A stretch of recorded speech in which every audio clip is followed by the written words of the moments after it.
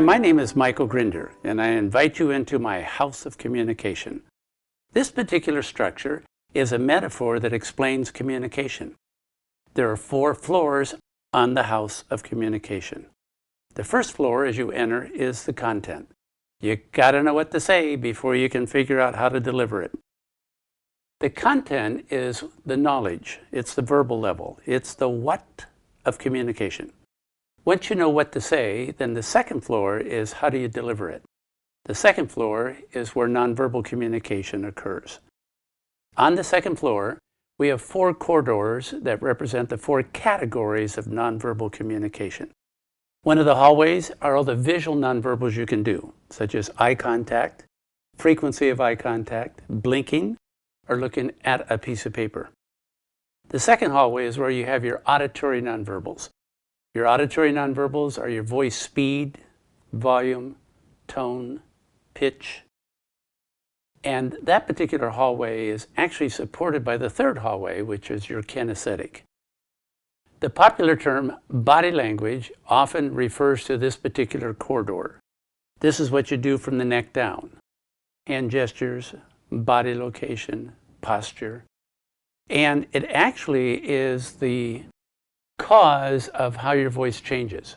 So whether your head is forward or back, if your chin comes up or down, if you hold your palms sideways, pointing down, pointing up, they all affect your voice pattern. So that's the third hallway, kinesthetic. The fourth one is the most important one. It's breathing. This is where we understand about chemicals of fight, flight, and freeze, which occurs every time you either breathe shallow and when you do an inhalation. And then you have another part of that corridor, which is chemicals of calmness. If you breathe low and every time you exhale, you release chemicals of calmness. Now the first 2 floors, the content and the process, the verbal and the nonverbal, that makes up the science of communication. On these 2 levels, you're trained to always do something, never do something. It's the third floor where it gets very, very interesting. This is perception. So now we enter the third floor. This and the floor above are the art levels. This third floor is called perception. And as you go into it, you'll notice that you have 4 walls. Each has a big picture window looking out of it. You're looking out at reality. As you go to the north wall, that N stands for a new person. And when you look out at that person and you use the binoculars of perception, you're asking yourself, what is likely to be that person's motivation, their beliefs? What are their values? And what are their perceptual filters? That is the overarching question when we look out of the north window at a new person. Now, once we have an understanding of that particular wall, we then go to the east wall. And on the east wall, we're now looking at 2 people interacting.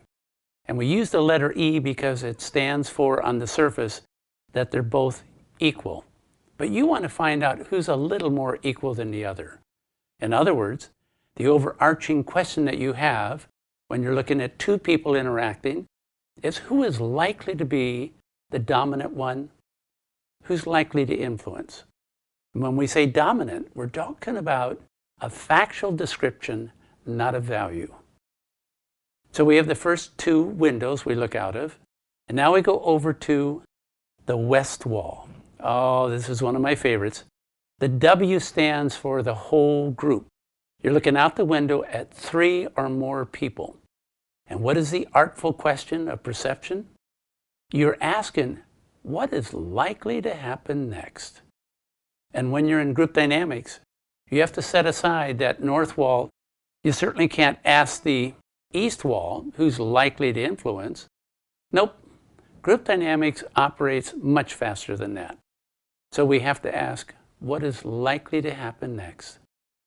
Asking that question allows the person in charge to lead the group, to be proactive in terms of what is going to happen before it happens. And if you like what's going to happen, reinforce it. And if you don't like it, make sure you intervene quickly and early. One more wall, one more window, and that is the south wall. The S stands for the system. What is the difference between that west wall, people present, and the south wall, the system? The south wall is all the people present plus all the people that are not present. It really talks about the culture of the system that you're in. And the question you ask is, what is likely being reinforced or being rewarded? Who gets promoted? Who gets acknowledged? Who gets honored? And that is our third floor. The fourth floor is where permission lives. This is a most unusual term, and it needs to be explained.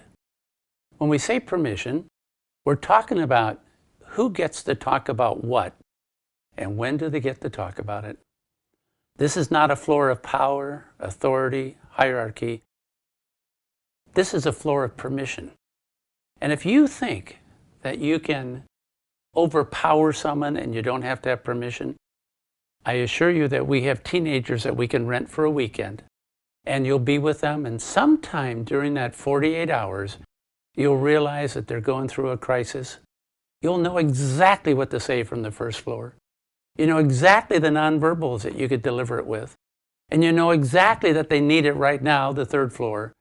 The real question is, are you the parent? Are you the authority figure? It really does take a whole village. So that's why we invented that fourth floor, the floor of permission.